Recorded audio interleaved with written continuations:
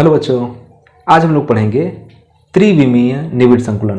पिछले वीडियो में हम लोगों ने द्विविमीय निविड़ संकुलन पढ़ लिया था और आज हम लोग त्रिविमीय निविड़ संकुलन के बारे में पढ़ेंगे। चलिए, त्रिविमीय निविड़ संकुलन को बनाने के लिए हमको द्विविमीय निविड़ संकुलन की आवश्यकता होती है। जैसे हम लोगों ने पिछले वीडियो में यह पढ़ा था कि निविड़ संकुलन तीन प्रकार का होता है: एक विमीय निविड़ संकुलन, द्विविमीय निविड़ संकुलन और त्रिविमीय निविड़ संकुलन। तो वहां हमने बताया था कि एक विमीय निविड़ संकुलन में क्या होता है कि जो अवयवी कण होते हैं, मतलब जो गोले होते हैं, वो केवल एक विमा में होते हैं। अब वो चाहे एक्स एक्सिस में हो, चाहे वाई एक्सिस में हो या जेड एक्सिस में हो, हमने पढ़ा था। उसके बाद हमने कहा था कि जब एक विमीय निविड़ संकुलन को एक के ऊपर इस तरह से व्यवस्थित करते हैं, इस प्रकार से एक के ऊपर एक व्यवस्थित करते हैं, तो इस प्रकार द्विविमीय निविड़ संकुलन प्राप्त होता है। मतलब कि हम एक विमीय निविड़ संकुलन का प्रयोग करके द्विविमीय निविड़ संकुलन प्राप्त करते हैं। ठीक उसी प्रकार इन द्विविमीय निविड़ संकुलन का प्रयोग करके हम त्रिविमीय निविड़ संकुलन प्राप्त करेंगे। ठीक है, तो हम पहले द्विविमीय निविड़ संकुलन बनाते हैं और उसी पर त्रिविमीय निविड़ संकुलन को प्राप्त करेंगे।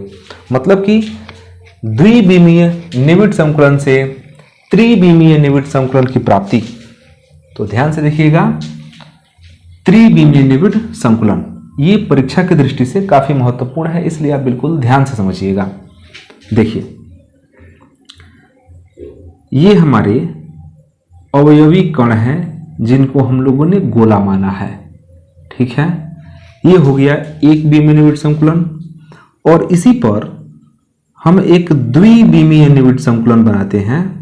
इसी एक विमीय निविड़ संकुलन के ऊपर एक पंक्ति और रख देते हैं गोलों का, तो ये बन जाता है द्विविमीय निविड़ संकुलन। ठीक है, ये बन गया द्विविमीय निविड़ संकुलन।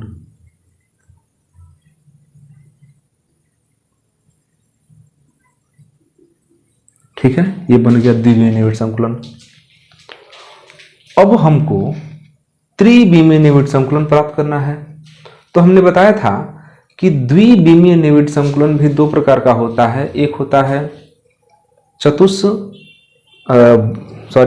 वर्ग निविड़ संकुलन और दूसरा होता है षटकोण निविड़ संकुलन या षटकोणीय निविड़ संकुलन। तो हम पहले द्विविमीय वर्ग निविड़ संकुलन से थ्री डायमेंशन प्राप्त करेंगे, मतलब कि त्रिविमीय निविड़ संकुलन प्राप्त करेंगे, और उसके बाद हम षटकोणीय निविड़ संकुलन से, मतलब कि द्विविमीय षटकोणीय निविड़ संकुलन से त्रिविमीय संकुलन प्राप्त करेंगे। तो पहले हम वर्ग निविड़ संकुलन से त्रिविमीय निविड़ संकुलन प्राप्त करने जा रहे हैं। तो ध्यान से देखिएगा, हमने एक द्विविमीय वर्ग निविड़ संकुलन बना दिया है और द्विविमीय वर्ग निविड़ संकुलन से हम लोग त्रिविमीय कैसे प्राप्त करेंगे। तो ये देखिए, द्विविमीय है तो आप इसको पकड़ के ऐसे ले लीजिए, इसको पकड़िए और ऐसे ले लीजिए, जैसा कि आपको चित्र में दिखाई दे रहा है। यहाँ जो चित्र आप देख रहे हैं उसमें क्या हो रहा है, ये द्विविमीय निविड़ संकुलन को उठा करके नीचे कर दिया जा रहा है और इसको एक परत मान लिया जा रहा है। ये पूरा क्या हो गया, एक परत हो गया। आप ध्यान से देखिए, इसको किनारे आपके चित्र में भी दिखाई दे रहा है और यहाँ भी हम चित्र बना के रखे हैं कि यह द्विविमीय निविड़ संकुलन जो कि वर्ग निविड़ संकुलन है, इसको ऐसे करके एक परत मान लिया गया और ऐसा 1 2 3 4 ऐसे कई परतें इसके ऊपर लेकर रख दी गई, कुछ इस प्रकार से। अब इसके ऊपर एक और परत, इसका एक और परत, एक और परत, इस तरह से अणु के ऊपर अणु, मतलब एक परत के ऊपर दूसरा परत। ठीक है, आप ध्यान से देखिएगा, इस तरह से, इस तरह से एक के ऊपर दूसरा,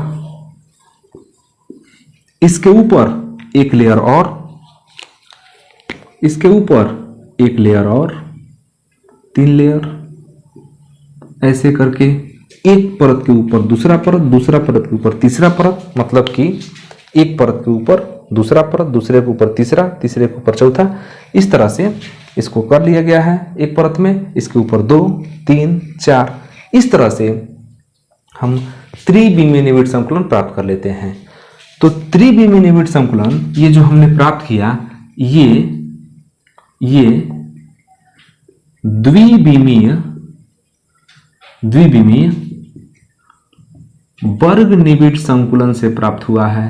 द्विविमीय वर्ग निविड़ संकुलन से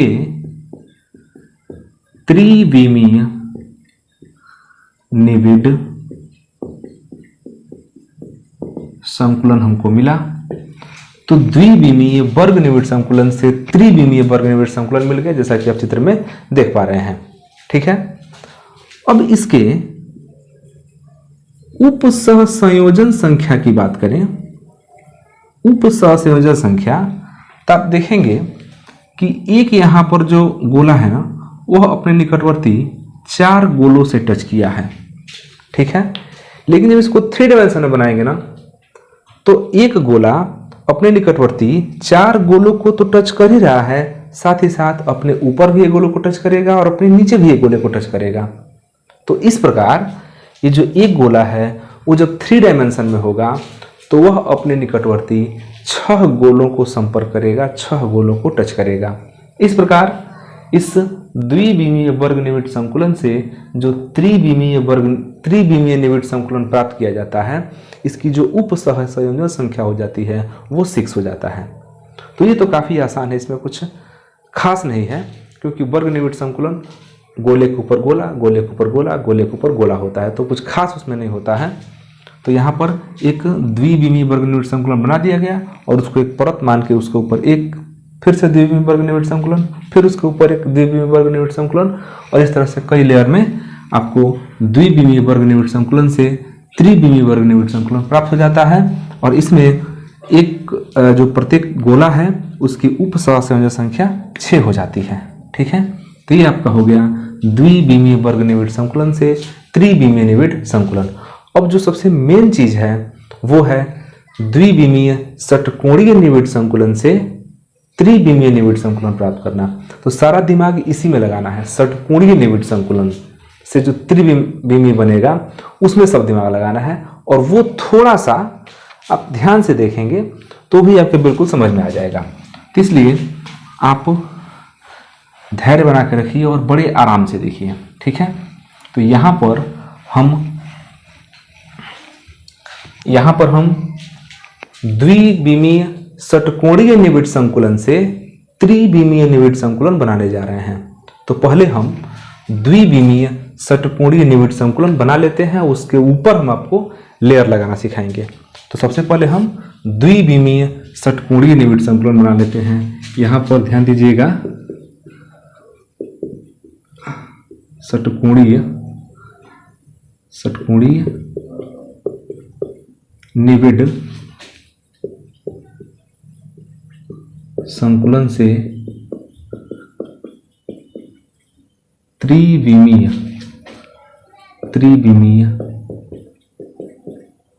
निविड़ संकुलन हम लोग प्राप्त करने जा रहे हैं। षटकोणीय निविड़ संकुलन से त्रिविमीय निविड़ संकुलन प्राप्त करने जा रहे हैं। तो पहले हम द्विविमीय षटकोणीय निविड़ संकुलन बना लेते हैं। तो थोड़ा ध्यान से देखिएगा, द्विविमीय में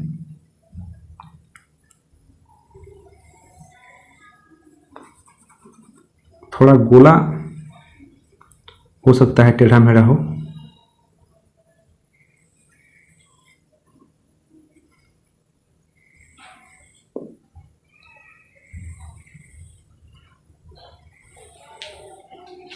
ठीक है, ये आपका हो गया।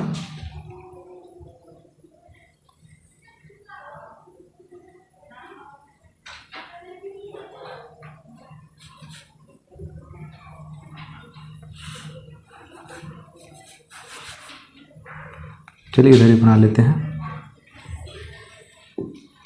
ये आपका बन गया एक लेयर। अब द्विविमीय निविड़ संकुलन बनाना है, चूंकि षटकोणीय बनाना है, उसके बाद हम 3D बनाएंगे। तो पहले हम बना लेते हैं यहाँ पर। अब जानते हैं कि द्विविमीय निविड़ संकुलन में जो अवयवी कण होते हैं वो अवनमन में रखे जाते हैं। अब ध्यान से जब देखेंगे तो यहाँ आपको ये गैप दिखाई देगा, इसी गैप में हमको अणुओं को रखना है, इसी गैप में रखना है। यहाँ आप देख सकते हैं थोड़े से अणु जो है हमारे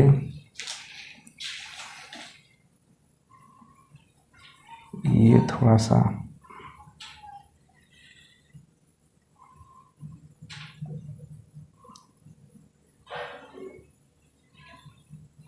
ठीक है, ये अणु हो गया आराम से गैप में। अब इसके ऊपर फिर से गैप बना है तो यहाँ फिर से हम अणुओं को रखते हैं, ठीक है। फिर यहाँ पर गैप बना है तो फिर अणुओं को रखते हैं, फिर यहाँ पर गैप बना है फिर अणुओं को रखेंगे, यहाँ एक और गैप बना है यहाँ पर एक और अणु को रख देंगे, ठीक है। अब बिल्कुल ध्यान से देखिएगा इसको।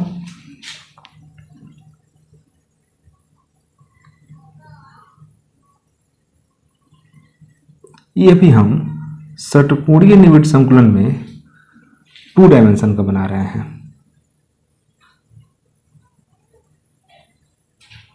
और ये आपका हो गया ये फाइनल, ठीक है। बिल्कुल ध्यान से देखिएगा इसको। हम प्रयास कर रहे हैं कि गोला जो हमारा ठीक गोल बने, वैसे हाथ से बन रहे तो थोड़ा बहुत इधर उधर हो सकता है। तो एक बार थोड़ा सा हम फ्रेम चेक करना चाहेंगे कि फ्रेम ठीक है कि नहीं। बिल्कुल ठीक है, फ्रेम ठीक है, ध्यान से देखिए। ये रहा आपका द्विविमीय निविड़ संकुलन, ठीक है, द्विविमीय निविड़ संकुलन। उसमें भी कैसा, तो षटकोणीय निविड़ संकुलन। अब इसी के ऊपर इसी के जैसा एक और लेयर लगा देना है। ध्यान दीजिएगा, ये आपका जो द्विविमीय निविड़ संकुलन है इसी के ऊपर हमको एक और लेयर बनाना है। एक तो ये एक परत हो गया, इसकी अगर हम बात करें तो पूरा क्या है, तो ये एक परत है। अब इस एक परत के अणु के ऊपर हमको एक दूसरा परत लगाना है, फिर इसके ऊपर एक तीसरा परत लगाना है, फिर इसके ऊपर एक चौथा परत लगाना है। तो जब हम इस षटकोणीय जो द्विविमीय षटकोणीय निविड़ संकुलन है इसके ऊपर जब दूसरा परत लगाएंगे तो यहाँ ये ध्यान रखना है कि अब हम जो इसके ऊपर दूसरे परत के जो गोले होंगे वो ठीक गोले के ऊपर नहीं रहेगा, ठीक गोले के ऊपर नहीं रहेगा, क्योंकि गोले के ठीक ऊपर वाला जो कंसेप्ट था वो इसके पीछे हम लोग पढ़ चुके हैं। द्विविमीय वर्ग निविड़ संकुलन से जब त्रिविमीय निविड़ संकुलन उन्होंने बनाया था तो वहां पर गोले के ऊपर ठीक गोला रखा गया था। तो वहां पर जो 3 डायमेंशन वाला बना था, त्रिविमीय निविड़ संकुलन बना था, उसमें उप सहसंयोजन संख्या 6 आया था। और षटकोणीय निविड़ संकुलन में क्या होता है कि जो द्विविमीय जो आपका षटकोणीय द्विविमीय निविड़ संकुलन है तो इसके ऊपर जो दूसरा लेयर लगाते हैं उस दूसरे लेयर का जो गोला होता है ना वो ठीक गोले के ऊपर नहीं रख करके इस गैप में रखा जाता है। ध्यान दीजिएगा, ये जो गैप दिख रहा है, जो छिद्र दिख रहा है, जो यहाँ पर गैप खाली स्थान दिख रहा है, इसमें रखा जाता है। इस खाली स्थान को अगर आप ध्यान से देखें तो ये खाली स्थान त्रिकोणीय है। देखिए यहाँ पर 3 कोने दिख रहे हैं, खाली स्थान में 3 कोने दिख रहे हैं। इन खाली स्थानों को त्रिकोणीय रिक्तियां बोलते हैं। क्या बोलते हैं? इन खाली स्थानों को त्रिकोणीय रिक्तियां बोलते हैं। ये जो खाली स्थान है इनको हम बोलते हैं त्रिकोणीय रिक्तियां। इनको हम त्रिकोणीय रिक्तियां बोलते हैं। ये कुछ इस तरीके की बनी हुई हैं, इनको हम बोलते हैं त्रिकोणीय रिक्तियां। ठीक है, इतना चीज क्लियर हुआ। अब हम इस पहले लेयर पर दूसरे लेयर को रखना चाहेंगे, तो पहले लेयर पर दूसरे लेयर को रखने के लिए हम जो दूसरे लेयर का गोला है वो इन त्रिकोणीय रिक्तियों में रखेंगे। तो आप बिल्कुल ध्यान से देखिएगा, हम पहले लेयर को काले मार्कर से बनाए हैं और दूसरे लेयर को नीले मार्कर से बना रहे हैं। तो ये हमारा हो गया दूसरे लेयर का गोला। ठीक है, ये हो गया दूसरे लेयर का गोला। फिर ये आपका दूसरे लेयर का गोला हो गया। बिल्कुल ध्यान से देखिएगा, ये हमारा हो गया दूसरे लेयर का गोला, ये हमारा हो गया दूसरे लेयर का गोला।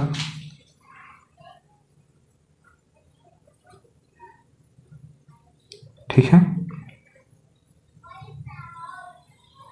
ये सब हमारा हो गया दूसरे लेयर का गोला जो इन त्रिकोणीय रिक्तियों के ऊपर रखा गया है। बिल्कुल ध्यान से समझिएगा। तो यहां पर हम ये देख रहे हैं कि इन तीन गोलों के बीच में जो त्रिकोणीय रिक्ति बना है, इसके ऊपर एक गोला रख दिया गया। तो इसको हम यहां बनाना चाहेंगे आपको समझाने के लिए, इस एक पर्टिकुलर चीज को, कि यहां पर तीन काले रंग के जो गोले थे और तीन काले रंग के गोलों के ऊपर तीन काले रंग के गोले थे। यहां आप देखेंगे 1 2 3, और जो नीले रंग का आप लेयर देख रहे हैं ना, ये इसके ऊपर का लेयर है। तो तीन जो नीचे काले रंग के गोले थे उसमें जो त्रिकोणीय रिक्ति बनी थी, इस त्रिकोणीय रिक्ति में हमने क्या किया, इसके ऊपर एक गोला रख दिया जो कि दूसरे लेयर का गोला है। ऐसे रख दिया दूसरे लेयर का गोला। ठीक है, ध्यान से देखिएगा। तो यहां पर 4 गोले मिल गए।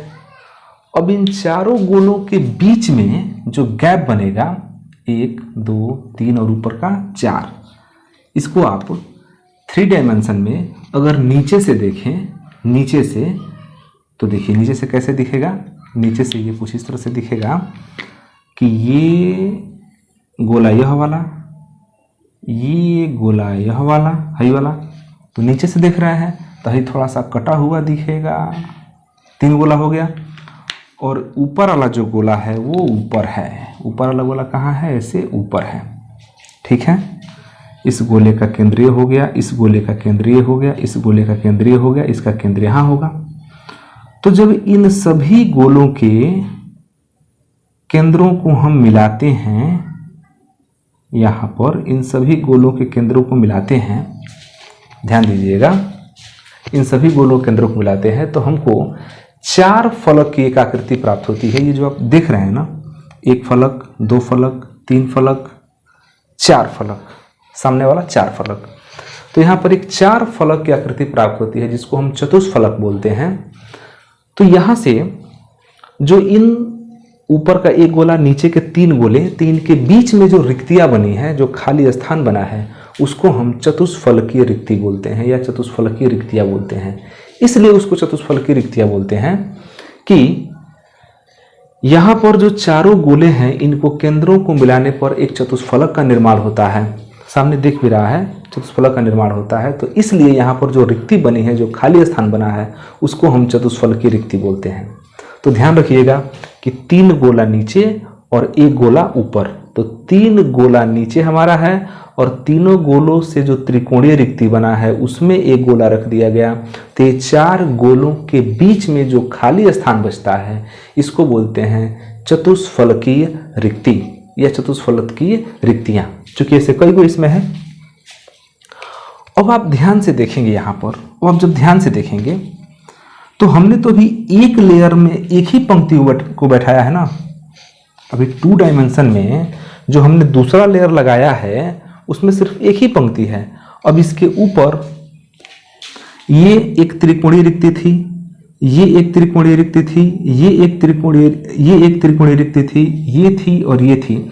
यहाँ पर हमने गोला रख दिया। तो जब हम गोला यहाँ पर रखेंगे तो इसके बगल में की जो त्रिकोणीय जो रिक्ति है, इस पर अब हम कोई गोला रख नहीं पाएंगे क्योंकि यहाँ पर खाली जगह अब है नहीं, क्योंकि ये गोले इसके करीब तक पहुंच गए हैं। इसलिए यहाँ पर हम गोले को व्यवस्थित नहीं कर सकते हैं। तो अब हम गोले को यहाँ पर ऊपर व्यवस्थित करेंगे। ध्यान दीजिएगा, अब हम गोले को यहाँ पर व्यवस्थित करेंगे इसके ऊपर। तो वो गोला कुछ इस तरह का होगा। ठीक है, ये गोला कुछ इस तरह का होगा।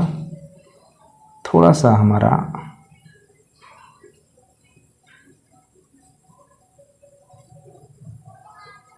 कुछ इस तरह का होगा। फिर यहाँ पर हम व्यवस्थित करेंगे तो ये गोला कुछ इस तरह का व्यवस्थित होगा। फिर यहाँ व्यवस्थित करेंगे तो ये गोला सॉरी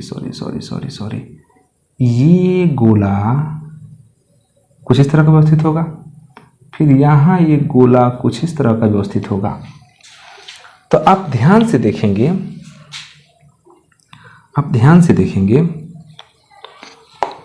तो यहाँ 3 गोलों के ऊपर एक नीला गोला था, जिसको हम लोग कह दिए कि यहाँ से जो रिक्ति बना ये बना चतुष्फलकीय रिक्तियां। ठीक है, चतुष्फलकीय रिक्तियां बना। अब आप जब बिल्कुल ध्यान से देखेंगे, देखिए यहाँ 3 गोलों के ऊपर ये जो गोला बना है, 3 गोलों के ऊपर ये जो गोला रखा गया है, यहाँ पर जो खाली स्थान है ना, यहाँ पर जो ये सब खाली स्थान है, जिसको हम नीले से यहाँ पर कलर कर रहे हैं, ध्यान दीजिएगा, नीले से जो कलर कर रहे हैं, नीले से जो हम यहाँ पर कलर कर रहे हैं, इसको ये नीला वाला जो हिस्सा आप देख रहे हैं, ये है आपका चतुष्फलकीय रिक्तियाँ। लेकिन जस्ट इसके ऊपर अगर हम इस रिक्तियाँ की बात करें, ये जो रिक्ति है, यह वाला, ये जो रिक्ति है, ये वाला रिक्ति, यह वास्तव में कैसे बना है, तो यह नीचे का एक गोला, यह नीचे का एक गोला, यह नीचे का एक गोला, 3 गोलों के ऊपर एक नीले रंग का यहाँ गोला लगा हुआ है, एक ये गोला लगा हुआ है, एक ये गोला लगा हुआ है। मतलब ध्यान से देखेंगे तो यहाँ पर 3 गोले जो हैं, यहाँ पर 3 गोले जो हैं नीचे हैं, 3 गोले कहाँ हैं, नीचे, और 3 गोला ये इसके ऊपर है। ध्यान से समझिएगा, कुछ इस तरह से, एक यहां है,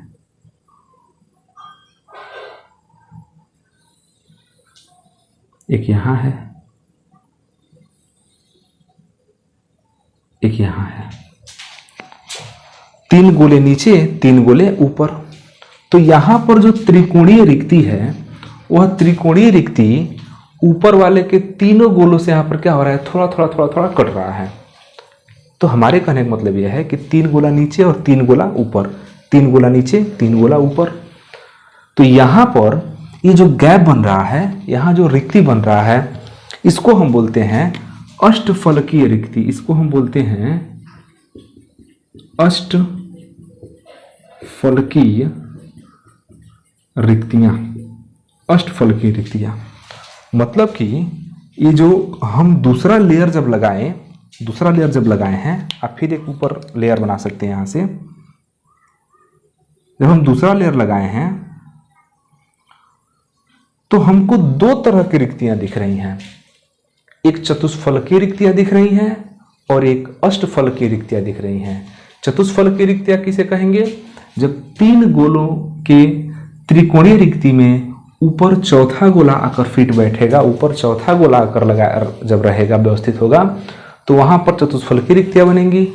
और नीचे भी 3 गोला, ऊपर भी 3 गोला। तो यहाँ पर त्रिकोणीय रिक्ति में क्या आता है, कुछ कटान आ जाता है, वहां पर प्रतिच्छेदित होने लगती हैं। तो अब 3 गोला नीचे और 3 गोला ऊपर, और बीच में जो रिक्ति बनेगा उसको हम बोलेंगे अष्टफलकीय रिक्तियां। अब अष्टफलकीय इसलिए कहते हैं क्योंकि इन 6 गोलों के केंद्रों को मिला दें तो हमको 8 फलक वाली आकृति प्राप्त होती है। इन 6 गोलों के केंद्रों को मिलाएं तो 8 फलक वाली आकृति प्राप्त होती है। इसलिए यहाँ पर जो रिक्ति बनता है उसका नाम है अष्टफलकीय रिक्ति। तो इस प्रकार से जब हम गोलों को व्यवस्थित करते जाते हैं, तो हमको 2 प्रकार की रिक्तियां मिलती हैं। एक चतुष्फलकीय रिक्तियां मिलती हैं जिसको हम टी से दिखा सकते हैं, एक अष्टफलकीय रिक्तियां मिलती हैं जिसको हम ओ से दिखा सकते हैं। और इस प्रकार हमारा इस पर दूसरा लेयर आ चुका है। तो जो नीले रंग का आप देख रहे हैं ये परत 2 है, और जो काले रंग का देख रहे हैं ये परत 1 है। ये परत फर्स्ट है और नीले रंग का देख रहे हैं तो ये परत सेकेंड है। अब यहाँ पर दो तरह का गैप दिख रहा है। अब हमको इस पर तीसरा लेयर लगाना है। तो तीसरा लेयर लगाने के दो तरीके हैं। अब आप चाहें तो इस चतुष्फलकीय रिक्तियों के ऊपर अणु को रख सकते हैं।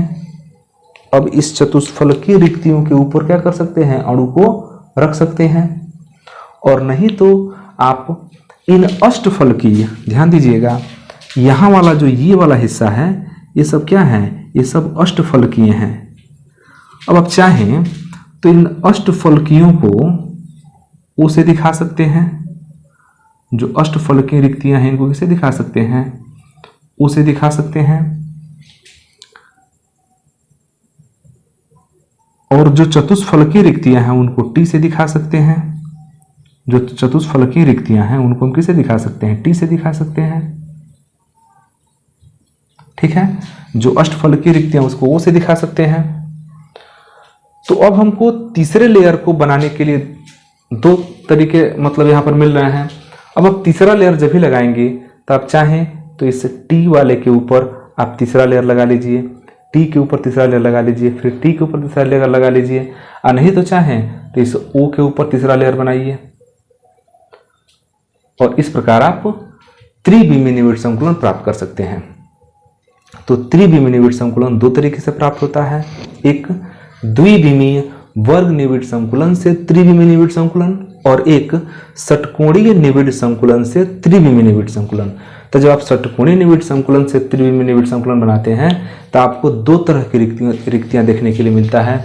एक चतुष्फलकीय रिक्तियां मिलता है और एक अष्टफलकीय रिक्तियां मिलता है।